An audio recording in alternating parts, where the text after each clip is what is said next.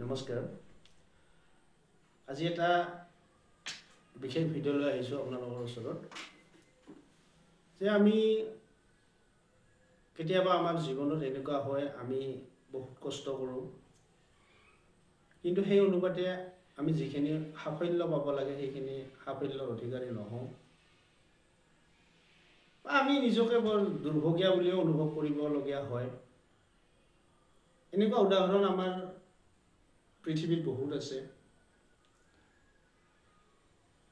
যেনেকৈ এটা মনত পৰিছে মোৰ আজি আমাৰ ওমেন্স ক্ৰিকেটৰ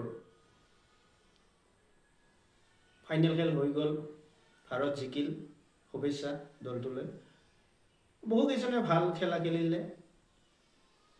জেমিমা ৰড্ৰিগুৱেজৰ পৰা আদি কৰি কেপ্টেইন কৌৰ শিখা শৰ্মা শেফালী বাৰ্মা আদি কৰি বহুতে খেলিলে ভাল কিন্তু এই সাফল্যৰ পিছৰ আন এজন মানুহ আৰু ধৰি আছে তেখেত হৈছে এসময়ৰ বিখ্যাত এজন বেটছমেন যিনকি আমি আজি দুৰ্ভাগ্য বুলি ক'ব পাৰোঁ তেখেতৰ জীৱনত বহুত যে তেখেতে যিখিনি সুযোগ পাব লাগিছিল সেইখিনি নাপালে তেখেত হৈছে অমল মজুমদাৰ যে এনেকুৱা এটা এৰাত তেখেতৰ জন্ম হ'ল যিখিনি সময়ত শচীন তেণ্ডুলকাৰ VVS লক্ষ্মণ ৰাহুল দ্ৰাবিড় আদি কৰি ভাৰতীয় ফেবুলাছ 5 যিটো কোৱা যায় সেইখিনি সময়তে তেখেতৰ ক্ৰিকেট খেলিছিল তেখেতেও কিন্তু তেখেতে জাতীয় দলৰ এখন মেচো খেলিব নাপালে যে তেখেতৰ জন্ম হৈছিল 1976 চনত 1974 মহাৰাষ্ট্ৰ মুম্বাই আৰু প্ৰথম শ্ৰেণীৰ ক্ৰিকেটত অভিষেক ঘটাইছিল তেখেতে 1993-94 চনৰ ৰঞ্জী সিজনত হাৰিয়ানাৰ বিৰুদ্ধে আৰু প্ৰথমখন খেলতে তেখেতে 260 ৰানৰ এটা অবিশ্বাস্য ইনিংছ খেলিছিল কিন্তু ইয়াৰ পিছতো তেখেতে বহুত ভাল ক্ৰিকেট খেলিছিল যে প্ৰত্যেকৰে ভাবি লৈছিল যে নেক্সট শচীন তেণ্ডুলকাৰ এজনৰ পুনৰ আৱিৰ্ভাৱ হ'ল কিন্তু এই যিটো মই ক'লোঁ ভাৰতীয় বেটিং জাতীয় দলৰ সেই সময়ৰ বেটিং এনেকুৱা এটা শক্তিশালী আছিল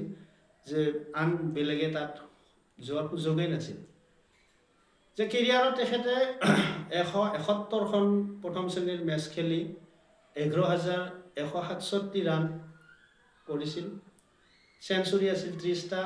আৰু হাফ সেঞ্চুৰী আছিল 60টা আৰু এনেকৈ তেওঁ অসমৰ হৈ তেখেতে ৰঞ্জী খেলিছিল 2009 আই থিংক 2009ৰ পৰা দুটা সিজন খেলিছিল আৰু ইয়াৰ পিছত 2012 চনত তেখেতে অন্ধ্ৰ প্ৰদেশৰ হৈও ৰঞ্জী ট্ৰফি খেলিছিল আৰু ইয়াৰ পিছত অৱসৰৰ পিছত তেখেতে কোচিঙত জড়িত হৈছিল ইণ্ডিয়াৰ আণ্ডাৰ 19 আণ্ডাৰ 23 দলক তেখেতে কোচ কৰিছিল ইয়াৰ পিছত 2013 চনত তেখেতে নেদাৰলেণ্ডছ জাতীয় দলৰ হৈও বেটিং কনসালটেন্ট আছিল বেটিং কোচ আছিল আৰু ইয়াৰ পিছত 2021 চনত তেখেতে সাউথ আফ্ৰিকা দল বোধহয় সেই সময়ত ভাৰতত আহিছিল আৰু সেইখিনি সময়ত তেখেতক সেই ভ্ৰমণটোৰ কাৰণে সাউথ আফ্ৰিকান দলৰ বেটিং কোচ হিচাপে নিয়োগ কৰিছিল আৰু 2023 চনৰ অক্টোবৰত তেখেতক ভাৰতীয় জাতীয় মহিলা দলৰ কোচ হিচাপে BCCI নিয়োগ কৰিছিল এটা কথা হ'ল ইমানখিনি ৰান সংগ্ৰহ কৰাৰ পিছত ইমান এজন টেলেণ্টেড মানুহ যে তেখেত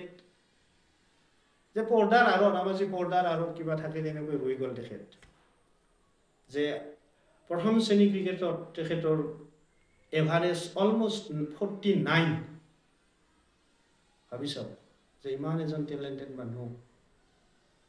আন কিছুমানৰ কাৰণে তেখেতে জাতীয় দলত সুযোগ নাপালে নে নিৰ্বাচকসকলে তেখেতক অৱজ্ঞা কৰিলে সেইটো বৰ্তমান আমি গম নাপাওঁ সেয়েহে কিন্তু কালি যে ছোৱালীবিলাকে জিকিল মহিলা দলটো জিকিল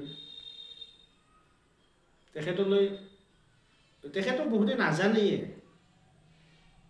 যে ঠিক তেনেকৈ আমাৰো জীৱনত আমি কিছুমান বহুত কষ্ট কৰোঁ কিন্তু সেই অনুপাতে সাফল্য নাপাওঁ তথাপি হতাশ হ'ব নালাগে success will come one day. সকল এদিন হ'ব। আজি অমল মজুমদাৰক